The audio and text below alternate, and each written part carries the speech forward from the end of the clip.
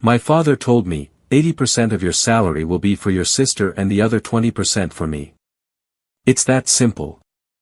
So I laughed and said, I'll be taking 100% and leaving, and you two can pay your own bills. It's that simple. My name is Esteban, I'm 27 years old, and until recently, I was living trapped in a suffocating routine. It wasn't just the exhaustion from working long hours at a job that barely paid enough to survive, but the weight of a family that, instead of supporting me, squeezed me dry as if I were a money machine. I grew up in a modest neighborhood, the kind where the houses have thin walls and the neighbors know more about your life than you'd like. My mother, Marina, went to work in another country when I was 15. She was a nurse, and the opportunity to earn a better salary in Europe was something she couldn't pass up. She promised it would be temporary, that she would save enough to give us a better life and then return. But the years passed, and although she sent money from time to time, her visits became more and more sporadic. At first, I missed her so much my chest ached, but over time, I learned to live with that emptiness. My father, Gustavo, and my younger sister, Claudia, stayed with me, and without realizing it, I became the pillar of the household. At 18, right after finishing high school, I started working. There was no money for university, and someone had to pay the bills. My first job was in a packaging factory, a noisy, hot place where I spent 8 hours a day sealing boxes for minimum wage. It wasn't glamorous, but it was what was available. Every payday, I handed over almost my entire paycheck to my father. He said it was to maintain the house, the rent, electricity, water, food. I didn't question it because that's what was expected of me. I was the man of the house, right? The one who had to sacrifice. But there was something that never sat right with me. Claudia, my 23-year-old sister, didn't contribute a single cent. Nothing. Zero. She worked part-time at a clothing store, but everything she earned was spent on going out with her friends, buying brand-name clothes, or paying for club admissions. While I came home with sore feet and clothes smelling of sweat, she would walk in, made up and smiling, telling stories of her nights out partying. If I asked her to help with anything, even just washing the dishes, she would roll her eyes and say, "Oh, Esteban, don't be a drag. That's what you're here for." And my father, sitting on the couch with a beer in his hand, would laugh and tell her, "Leave her be, she's young. She'll have time to worry later."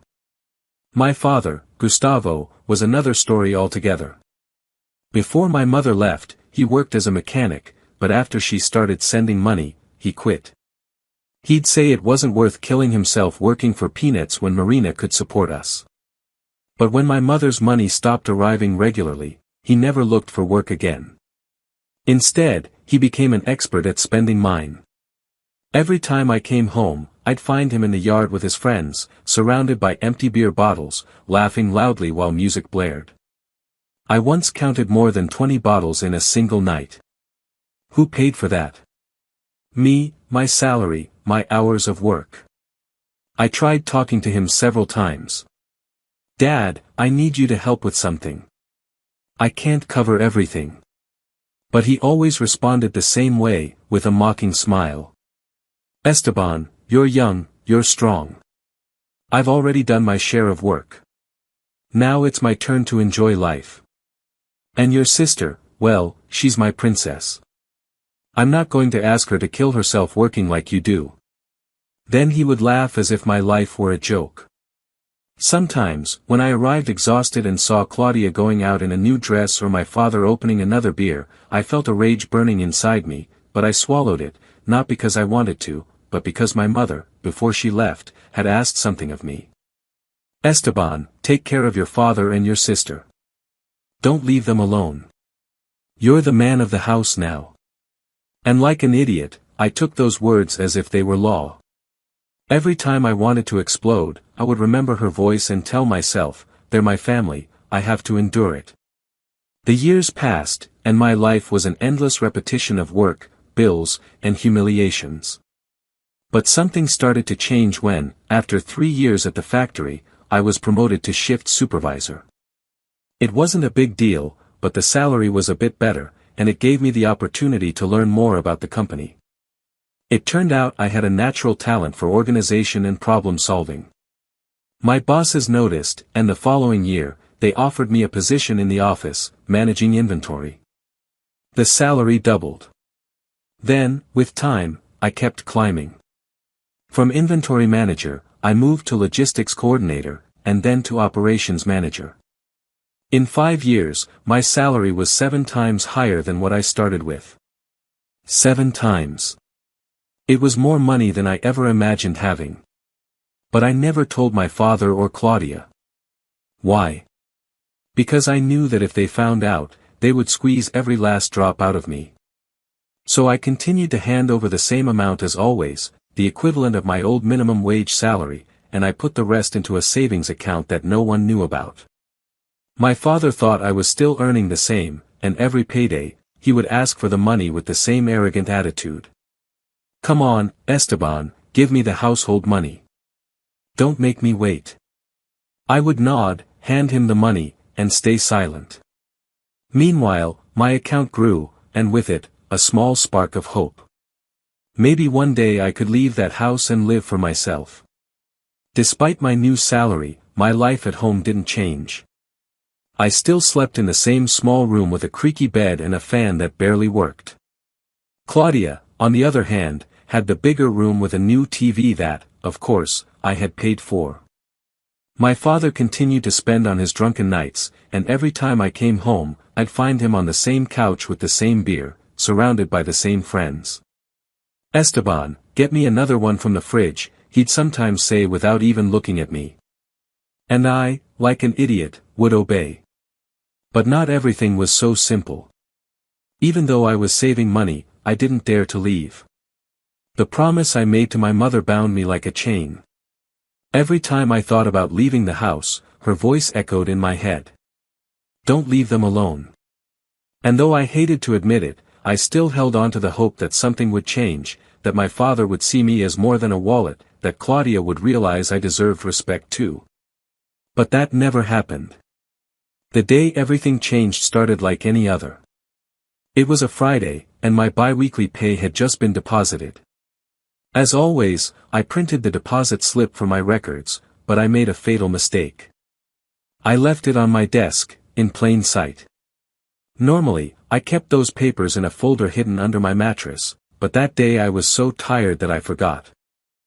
When I got home from work, I found Claudia in my room with the slip in her hand, her eyes wide as saucers. "This is what they pay you?" she said, almost shouting. Her voice was a mix of surprise and greed. "Esteban, you're earning a fortune and giving us crumbs. How dare you hide this from us?" I tried to stay calm. "Claudia, that money is mine. I earn it. You two don't contribute anything, and I still pay for everything in the house. What more do you want?" She laughed as if my response was absurd. "Yours? This is a family, Esteban. What you earn is for everyone. I'm going to talk to Dad." And she ran off with the slip still in her hand.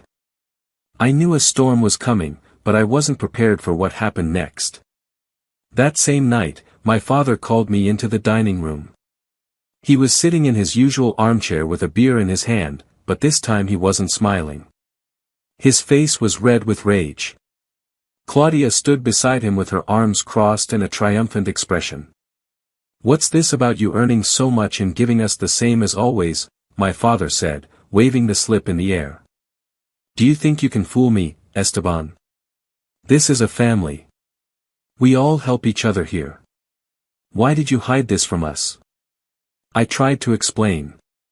"Dad, that money is what I earn with my work. I've been paying the bills for this house since I was 18. Claudia contributes nothing. And you spend my money on beer and parties with your friends.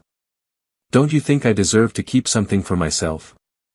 My father laughed, but it wasn't a kind laugh, it was a cruel laugh, the kind that makes you feel small. "Deserve?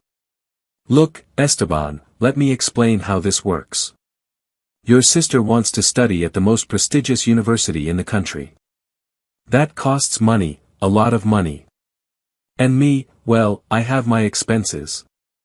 So from now on, 80% of your salary will go to Claudia, so she can fulfill her dreams. The other 20% is for me, for my things and for going out with my friends. It's that simple. I stared at him, unable to believe what I had just heard. 80% for Claudia, 20% for him, and me. What was left for me? I felt the rage I had stored up for years rising in my throat like a volcano. But instead of screaming, I laughed. I laughed loudly, hysterically, as if I had just heard the best joke in the world. My father and Claudia looked at me as if I were crazy. "What are you laughing at?" my father asked, clearly annoyed. I wiped a tear from my eye, still laughing. "I'm laughing because I'm fed up. Fed up with supporting two parasites who claim to be my family.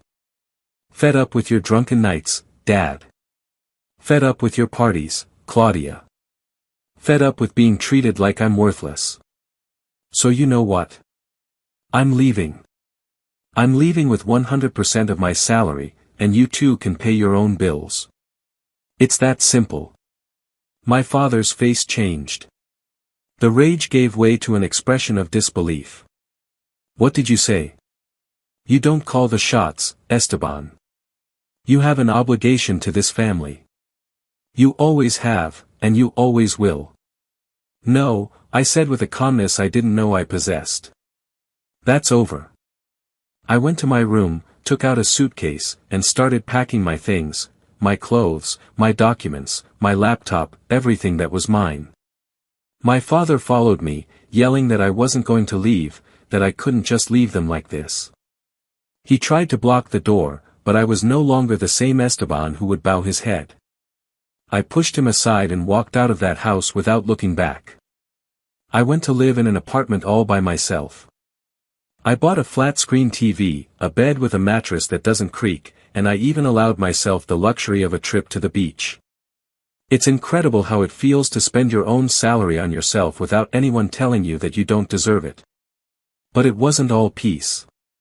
About 3 months later, my cell phone rang at 10 p.m. It was an unknown number, but something told me it wasn't just any call. I answered, and the voice on the other end made my blood run cold. It was Claudia, my sister, but she didn't sound like the usual Claudia, with her arrogant tone and mocking laugh. She sounded desperate. "Esteban, please, you have to help us," she said, her voice trembling. "We're going to be evicted.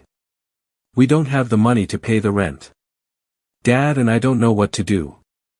I remained silent, processing her words. A part of me wanted to hang up, but another part, the one that still remembered the humiliations, wanted to hear more. "Evicted," I said in a cold tone. "And what does that have to do with me? I don't live there anymore. You two figure it out."